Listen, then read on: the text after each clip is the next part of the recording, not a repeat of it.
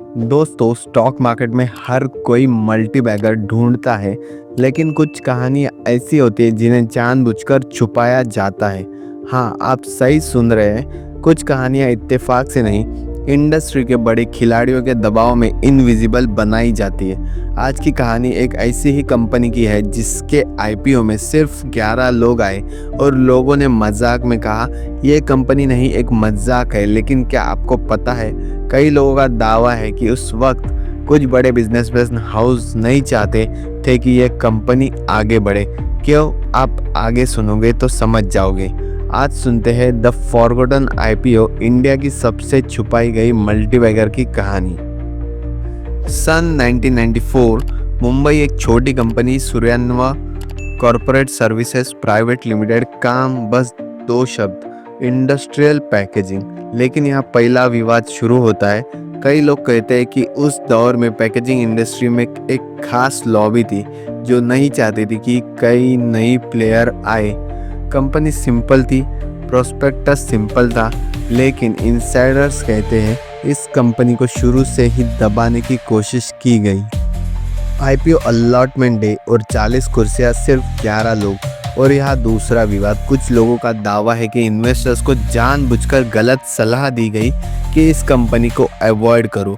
एक retired teacher Ram Narayan Jha ने जब 15,000 लगाए, उनके ब्रोकर ने कहा, सर ये डेड कंपनी है। कुछ लोग कहते हैं कि ये कंपनी टिकेगी नहीं, लेकिन जहां ने कहा डेड कंपनी, या किसी को डर है कि यह कंपनी फ्यूचर में बड़ा खेल न कर जाए।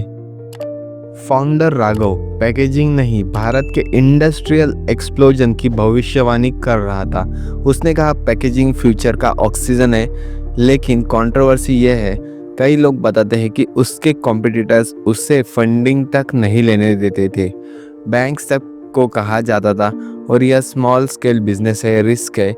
यह सिर्फ एक बिजनेस स्टोरी नहीं, यह एक साइलेंट कॉर्पोरेट वॉर थी। 1994 से लेकर 2004 तक 10 साल संघर्ष चलता रहा। ऑर्डर छोटे, मशीनरी पुरानी और स्टॉक डेड।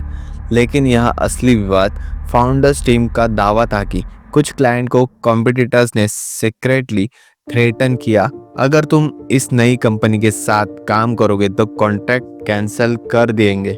और रिजल्ट है, कई क्लाइंट पीछे हट गए और 11 इन्वेस्टर्स में से 9 डर कर निकल गए। लेकिन फाउंडर और रिटायर्ड टीचर अड़िग रहे।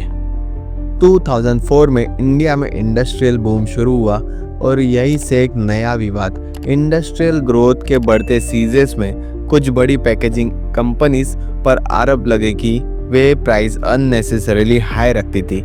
इससे सूर्यान्वा को मौका मिला क्योंकि उनका प्रोडक्ट सस्ता और सेफ था। कॉम्पिटिटर्स को ये पसंद नहीं आया। कुछ ने अफवाह फैलाई, ये कंपनी डेंजरस केमिकल को भी सेफली पैकिंग नहीं कर सकती। पर फिर क्लाइंट्स ने खुद टेस्ट किया और पता चला कि रियलिटी उल्टी थी। 2008 में ग्लोबल क्रैश, जहां दुनिया कटौती कर रही थी, सूर्यान्वा एक्सपेंशन कर रही थी। और यह इतना कंट्रोवर्शियल मूव था कि कुछ एनालिस्ट ने कहा कि कंपनी पागल है या फिर इनके पास कोई हिडन फंडिंग सोर्स है।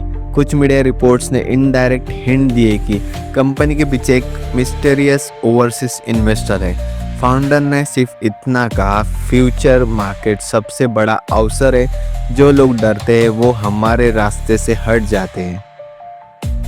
2012 से 2020 तक 4 प्लांट्स थे कंपनी के, Asia biggest fibre packaging unit. और यही कंट्रोवर्सी, कुछ इनसाइडर ने दावा किया कि 2 राइवल कंपनीज ने मर्जर के बदले कंपनी को खरीदने का दबाव डाला, लेकिन फाउंडर ने मना कर दिया। रीजन, मैं अपना विजन बेचना नहीं चाहता। मार्केट कैप था 45,000 करोड़ और स्टॉक प्राइस थी 30,000x। सोशल मीडिया पर लोग सवाल उठाते रहे, क्या ये ग्रोथ नेचुरल है या कोई पॉलिटिकल प्रोटेक्शन है। फाउंडर हमेशा मुस्कुरा कर कहे, परिश्रम को कॉन्स्पिरेसी कहते हैं, ठीक है कहो। राम नारायण झा सर का इन्वेस्टमेंट 15,000 से 48 करोड़ तक हो गया था। कई लोग मानते हैं उन्हें अंदर की जानकारी थी, लेकिन झा हमेशा कहते हैं मेरे पास सिर्फ इंट्यूशन है, इनसाइडर नहीं। यह सबसे तगड़ा विवाद भी बन गया, लेकिन झा ने कहा मेरे पास सिर्फ पेशेंस था बस। अब सवाल ये है, ये स्टोरी कभी वायरल क्यों नहीं हुई?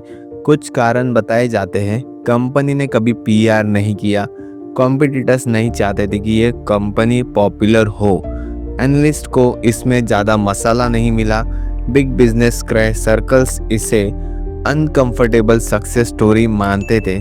कुछ इन्वेस्टर कहते हैं यह मल्टीबैगर इसलिए छुपाई गई क्योंकि ये साबित करती है कि बिग प्लेयर्स हमेशा सही नहीं होते।